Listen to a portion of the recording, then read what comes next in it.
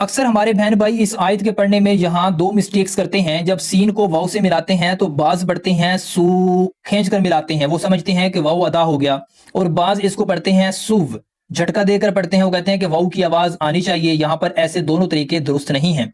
आगे आए तो यहाँ पर जब स्टॉप करते हैं तो वो पढ़ते हैं जान, तो यहाँ पर जीम को खींचते हैं और आगे नून के साथ मिला देते हैं। यहाँ पर स्टॉप करने का तजवीद की रूह से ये भी तरीका दुरुस्त नहीं है।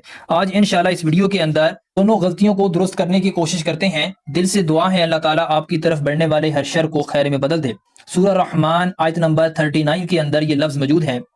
सीन को जब हमने मिलाना है वाव के साथ तो यहाँ पर सिंपल अंदाज में नहीं मिलाना, यानी कि सू या सुव नहीं करना। यहाँ पर एक रूल है, उसको अप्लाई करते हुए मिलाना है। हमने करना है यहाँ पर इदगाम माल गुन्ना। इदगाम कहते हैं मिलाना, माल गुन्ना गुन्ना के साथ। तो यहाँ पर हम गुन्ना के साथ मिलाकर पढ़ेंगे। ये रूल अप्लाई कब होता है ये समझना जरूरी है। जब भी दो जबर दो जेर दो पेश या नून साकिन, नून साकिन वो नून होता है जिसके ऊपर ये जज़म है, ये नून साकिन है। तो दो जबर दो जेर दो पेश को तनवीन भी कहते हैं। जब भी तनवीन या नून साकिन के बाद इन चार हरूफ में से कोई भी हर्फ आ जावे तो वहां पर आपने गुन्ना के साथ मिलाकर पढ़ना है। सीन को जब हमने मिलाना है वाव के साथ तो यहाँ पर दो पेश की तनवीन है, तनवीन के बाद हरफ वाव है, तो यहाँ पर हम गुन्ना के साथ मिलाकर पढ़ेंगे। हम पढ़ेंगे वाला वाला। अब आप यहां पर कहेंगे कि आपने यहां पर भी गुन्ना किया है। जी, यहां पर सॉफ्ट गुन्ना किया है, मैंने इख्फा किया है। इसका रूल किसी और वीडियो में जानेंगे।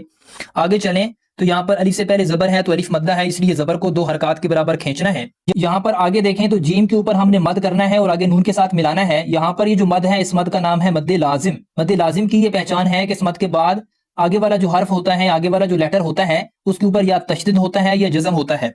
तो हम इस मद को करते हुए आगे वाले हर्फ से मिलाते हैं। तो यहाँ पर नून है और उसके ऊपर तशदीद है। नून और मीम के ऊपर जब तशदीद आता है तो वहां पर हम गुन्ना करते हैं। तो यहाँ पर जान।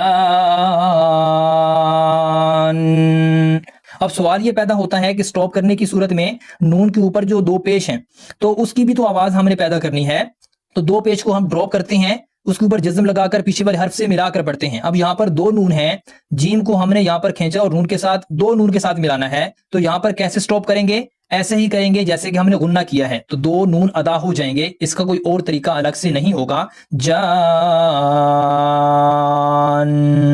तो आपने जा को खींचना है और आगे नून के ऊपर गुन्ना करना है। यहाँ पर स्टॉप करने का ये तरीका है। आयत को मुकम्मल पढ़ें, कैसे पढ़ेंगे? फयौमइज़िन ला युस्अलु अन ज़ंबिही इंसुन वला जान।